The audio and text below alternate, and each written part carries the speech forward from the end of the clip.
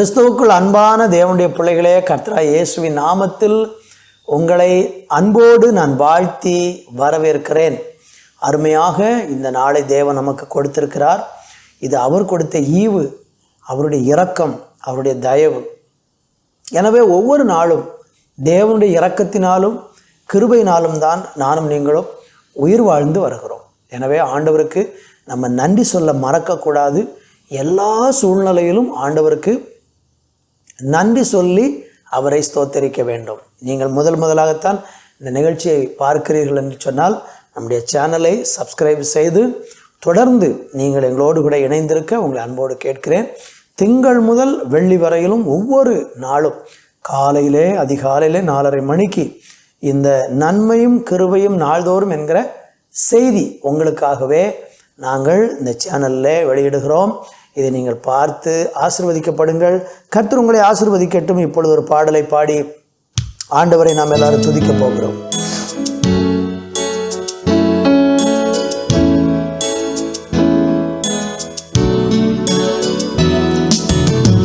சிறகுகளின் நிழல்தனிலே நான் நம்பி இளைப்பாறுவே, துணையாய் இருப்பதினால் நான் என்றும் இளைப்பாறுவே. சிறகுகளின் நிழல்தனிலே நான் நம்பி இளைப்பாறுவே, நீர் துணையாய் இருப்பதினால் நான் என்றும் இளைப்பாறுவே. கண்மணி போல் என்னை காப்பவரே நான் நம்பி இளைப்பாறுவே. கண்ணுறங்காமல் காப்பவரே நான் நம்பி இளைப்பாறுவே. மறைவிடமே ஆராதனை, உறைவிடமே உமக்கு ஆராதனை. அடைக்கலமே ஆராதனை, புகலிடமே உமக்கு ஆராதனை. ஆராதனை உமக்கு ஆராதனை. நேசிக்கும் இயேசுவே ஆராதனை. ஆராதனை உமக்கு ஆராதனை. நேசிக்கும் இயேசுவே ஆராதனை. சிறகுகளின் நிழல்தனிலே நான் நம்பி இளைப்பாறுவே, நீர் துணையாய் இருப்பதினால் நான் என்றும் இளைப்பாறுவே.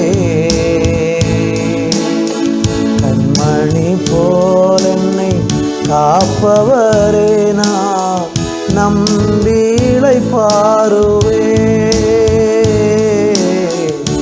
கண்ணுறங்காமல் காப்பவரே நான் நம்பி இளைப்பாறுவே. கண்மணி போல் என்னை காப்பவரே நான் நம்பி இளைப்பாறுவே. கண்ணுறங்காமல் காப்பவரே நான் நம்பி இளைப்பாறுவே. அன்பின் பரலோக பிதாவே, மனமகிழ்ச்சியான இந்த ஆசீர்வதிக்கப்பட்ட நாளில் உங்கள் பிரசன்னத்தை வாஞ்சித்து, உங்கள் மகிமையை விரும்பி, உம்முடைய வல்லமையை எதிர்பார்த்து ஒரு புதிய பலத்துக்காக காத்திருக்கிற சூழ்நிலையில் உம்மை நோக்கி நாங்கள் பார்க்கிறோம். எங்கள் மேல் நீர் மனம் இறங்கி உம்முடைய பரிபூர்ண சித்தத்தின்படி எங்களை ஆண்டு நடத்துவீராக. கரங்களிலே தாழ்த்துகிறோம். இயேசு கிறிஸ்துவின் நாமத்தில் ஜெபிக்கிறோம் நல்ல பிதாவே. ஆமேன், ஆமேன். உபாகம புஸ்தகம் 33ஆம் அதிகாரம் அதனுடைய 12வது வசனத்தை நான் உங்களுக்காக வாசிக்கிறேன். பென்யாமீனை குறித்து, கர்த்தருக்கு பிரியமானவன் அவரோடு சுகமாய் தங்கியிருப்பான், அவனை எந்நாளும் அவர் காப்பாற்றி அவன் எல்லைக்குள்ளே வாசமாயிருப்பார் என்றான். அருமையான தேவனுடைய பிள்ளைகளை, நான் வாசித்த இந்த வேத வசனத்திலே மோசே இஸ்ரவேலை குறித்து இஸ்ரவேலரை ஆசீர்வதிக்கிறதை குறித்து நம்ம பார்க்கிறோம். ஒவ்வொரு கோத்திரமாக சொல்லி அந்த ஒவ்வொரு கோத்திரத்தின் மேலேயும் தேவனுடைய ஆசீர்வாதத்தை அவர் இங்கே கூறுகிறதை நாம் இங்கே பார்க்க முடிகிறது. பென்யாமீனை குறித்து கர்த்தர் சொல்றாரு, கர்த்தருக்கு அவன் பிரியமானவன் என்று ஒரு வார்த்தை என்னுடைய கவனத்தை இன்றைய செய்திக்காக ஈர்த்திருக்கிறது. இங்கே சொல்லப்படுறது பாருங்கள், கர்த்தருக்கு பிரியமானவன் அவரோடு கூட சுகமாய் தங்கியிருப்பான், அவனை எந்நாளும் அவர் காப்பாற்றி அவன் எல்லைக்குள்ளே வாசமாக இருப்பார். இந்த வேதவசனத்தை வாசிக்கும் பொழுது இன்றைக்கு நாம் சிந்திக்கிற காரியம் என்னவென்றால், தேவனுக்கு அல்லது கர்த்தருக்கு நாம் எப்படி பிரியமாக இருப்பது, அல்லது தேவன் நம்மேல் கொள்ளும் அவருடைய பிரியம் என்ன? கர்த்தருக்கு மகிமை. இங்கே பென்யாமீன் கர்த்தருக்கு பிரியமானவனாக இருந்தானாம். அப்படியானால் கர்த்தர் அவன் மேலேயும் ரொம்ப பிரியமாக கட்டாயமாக இருந்திருப்பார். கர்த்தருக்கு மகிமை உண்டாகட்டும். தேவன் பலரையும் குறித்து இவர்கள் எனக்கு பிரியமானவர்கள் என்று சொல்லி ஆண்டவர் புகழ்ந்திருக்கிறதை வேத புஸ்தகத்தில் பல இடங்களிலே நம்ம பார்க்க முடிகிறது. கர்த்தருக்கு மகிமை உண்டாவதாக. 1 சாமுவேலின் புஸ்தகம் 12ஆம் அதிகாரம் 22வது வசனத்தை வாசித்து பாருங்கள். அங்கு வேதம் சொல்லுகிறது, கர்த்தர் உங்களை தமக்கு ஜனமாக்கி கொள்ள பிரியமானபடியினால் தமது ஜனத்தை கைவிடார் என்று சொல்லப்பட்டிருக்கிறது. என் அன்பு தேவனுடைய பிள்ளைகளே, ஆண்டவர் ஏன் நம்ம மேலே பிரியமாக இருக்கிறார், அல்லது நம்மை பார்த்து அவருக்கு நாம் பிரியமானவர்கள் என்று தேவன் ஏன் சொல்லுகிறார்? இந்த வசனம் என்ன சொல்லுகிறது பாருங்க, கர்த்தர் உங்களை தமக்கு ஜனமாக்கி கொள்ள பிரியமானபடியினால். இந்த பூவுலகத்தில் நிறைய ஜனங்கள் இருக்கிறாங்க, பல இன மக்கள் இருக்கிறாங்க, பல விதத்தில் பல தேச மக்கள் இருக்கிறாங்க, பல தரத்தில் இன்னைக்கு உலகத்தில் மக்கள் இருக்கும்போது ஆண்டவராகிய தேவன் அவருக்கென்று ஒரு கூட்டம் ஜனங்களை தமக்கு சொந்தமான ஜனங்களாக ஏற்படுத்தி கொள்வதற்கு தேவன் பிரியமாக இருக்கிறார். இன்னும் சங்கீதத்தில் 143:10 படிச்சிங்கன்னா சங்கீதக்காரன் ஆண்டவர்கிட்ட கேட்குறாரு, உமக்கு பிரியமானதை செய்ய என்னை போதித்தருளும் என்று அவர் ஜெபிக்கிறார். நம்ம சில நேரம் தேவனுக்கு பிரியமானதை செய்யணும்னு ஆசைப்பட்டாலும் சில நேரம் நம்மளால் பிரியமானதை செய்ய முடியலை. அப்போ நம்ம ஆண்டவர்கிட்ட கேட்கணும், ஆண்டவரே எனக்கு போதிங்க, நான் என்னென்ன வழியிலலாம் உங்கள் பிரியமான வழியில் நடக்கணுங்கிறத எனக்கு போதிங்கப்பா அப்படின்னு சொல்லி நம்ம ஆண்டவரிடத்தில் ஜெபிக்கும் பொழுது ஆண்டவர் நமக்கு அவருக்கு பிரியமான வழி எது, அவர் எதுலெல்லாம் பிரியப்படுறாருங்கிறத அழகாக கற்றுக் கொடுத்து போதித்து நம்மளை நடத்துவார். கர்த்தருக்கு மகிமை உண்டாகட்டும். 147ஆம் சங்கீதம் 11ஆம் வசனத்தில் படிச்சிங்கன்னா, அப்படியே கிருபைக்கு காத்திருக்கிறவர்கள் மேல் கர்த்தர் பிரியமாக இருக்கிறாராம். உங்கள் வாழ்க்கையில் நீங்கள் ஆண்டவருக்கு காத்திருந்து பாருங்கள், ஆண்டவர் பிரியப்படுவார், சந்தோஷப்படுவார். அவருடைய கிருபைக்கு காத்திருங்க.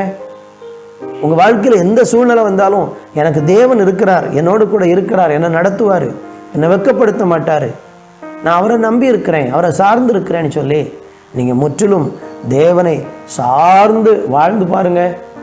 கர்த்தர் உங்கள் மேலே பிரியமாக இருந்து உங்களை அளவில்லாமல் ஆசீர்வதிப்பார். ஜெபிக்கலாமா?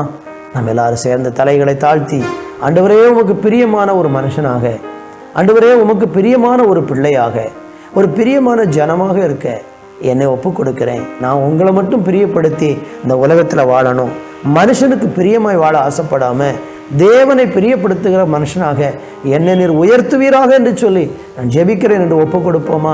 அன்பு தகப்பனே, இந்த நாளில் உமக்கு பிரியமானதை செய்ய ஆண்டவரே எங்களுக்கு கற்றுத்தாரும் ஆண்டவரே, எங்களுக்கு போதித்தருளும் ஆண்டவரே.